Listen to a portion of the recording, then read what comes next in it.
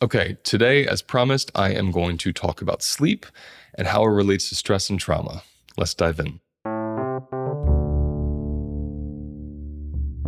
So, sleep is kind of our built in system of repair, our built in somatic ritual of repair, where ideally, every day, every evening, we will lay down, fall asleep, and in that deep rest sleep state, we actually start repairing our body.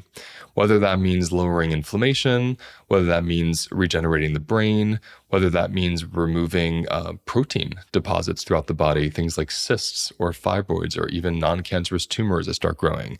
Our bodies go through a deep cleansing cycle while we're sleeping because it can thwart all its energy toward repair instead of having to do things, digest things, make decisions.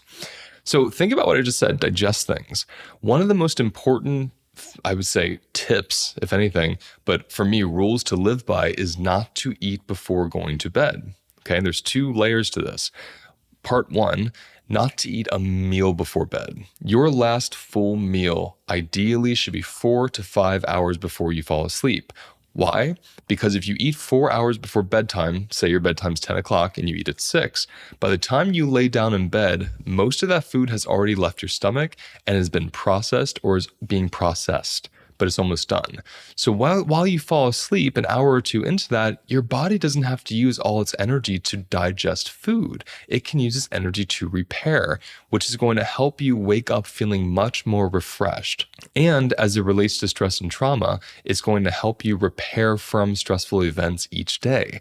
Stress does not have to turn into trauma, but it can when it's chronic and you don't get deep sleep that helps you repair from it. Right? Sleep helps you recover from daily trauma so it doesn't stack and build up in your system. Now, the second part of eating is interesting. I say don't eat before bed, but there's actually a do eat before bed. Not a meal, but a very specific kind of snack. If you're someone that wakes up in the middle of the night and has to pee, or wakes up thirsty, or wakes up kind of hot and disoriented, you might be having blood sugar issues while you're sleeping, which can contribute to waking up exhausted, but can also contribute to waking you up in the middle of the night. One of the easiest ways to remediate this is to have some kind of a complex carbohydrate with a fat. So my favorite two options would be a baked potato with butter or coconut oil or a vegan butter of your choice, or a carrot with almond butter or peanut butter or nut seed butter of your choice. These two things are incredible because the complex carbohydrate slowly feeds your body glucose because it takes more time to process. It doesn't dump sugar into your body like sweets or refined carbs would. But the added fat even slows down the release of glucose even more. So while you're sleeping, you kind of have this drip of glucose and stability to get you through the night.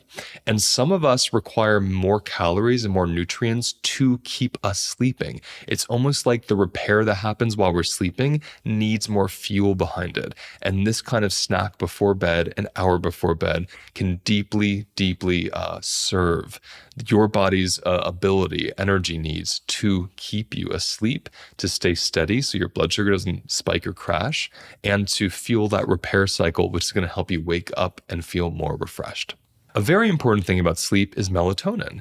And the good news is our bodies make melatonin. Melatonin is a hormone. It comes from the pineal gland up here. And what's important about melatonin is it starts getting produced when the sun begins going down, usually a couple hours before bedtime. So if the sun is going down, yet your electric lighting is going up, particularly with your phone or with your screen, your eyes are getting the message that it's light out, and your brain is getting the message to stop making melatonin. So it can stunt or reduce how much melatonin you're making, which means your body stops preparing for sleep. This is why you can get really exhausted after a long day of work and it's getting dark out and you go to lay down in bed with your phone or your computer and you're on the phone or computer, and before you know it, 4 or 5 hours passed.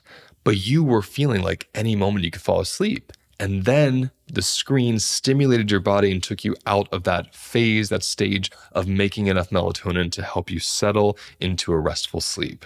So reducing screens, reducing light, lowering light is an incredible way to help your body naturally start preparing for sleep each evening. The last thing I want to touch on is how sleeping is kind of like sensory deprivation. It's quiet. It's dark, you're not moving, and there's not much happening to distract you from yourself.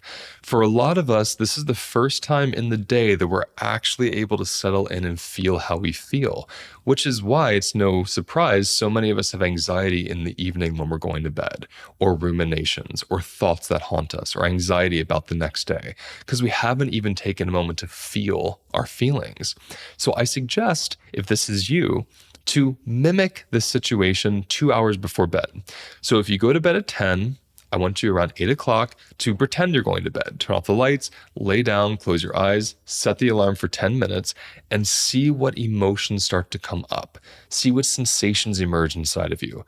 Put your hands on those and write it out for a couple minutes. Whether it's, I have anxiety in my chest because I'm afraid about my meeting tomorrow. Or I still am grieving the loss of my mother. I feel it in my stomach. It needs more attention. You don't have to go any further than that. The goal is to let this come up in you before it's actually time for bed so it doesn't keep you up. Write it out so you've witnessed it and let it out of your body. And then a couple hours later when it's time for bed, you may notice that you lay down and there's less activation and charge in you because you did a little bit of processing and witnessing what you're already holding. If you try these things and it starts to help you sleep, you're going to repair your body more from the day's stressors, and hopefully that stress won't turn into some kind of chronic condition or even trauma, PTSD, panic, insomnia, and other disorders of the nervous system that come from excess adrenaline. Try it out. Let me know your thoughts in the comments below, and I'll see you next time. Thank you for watching today's episode. Please like and subscribe if you found it useful, and let me know in the comments what you want me to cover next.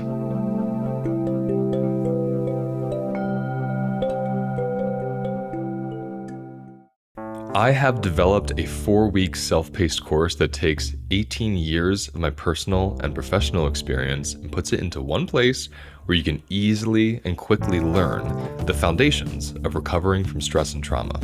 How does the food you eat affect your stress levels? How do the relationships in your life create stress or peace? How does the relationship you have with your body allow you to feel happier and more settled?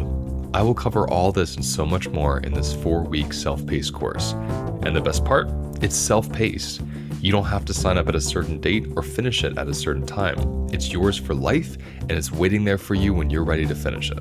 Throughout this course, I'll be teaching you philosophies and practices that combine my 3 favorite modalities: somatic experiencing, embodied parts work, and nutrition. For more information on this course, click on the link in my episode details. Getting there, it was just, I could tell something special was about to happen.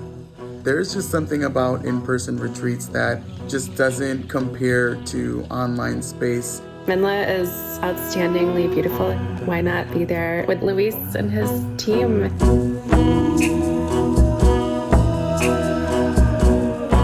My body knew that something intense was going to happen in the most beautiful way. It was all about getting what each and every one of us needed and what the community needed. My biggest takeaway is that I got introduced to myself. We're just a bunch of misfits trying to find community with one another, and that's where my heart just blasted open because I felt like seen, and yeah, it was beautiful. I loved it.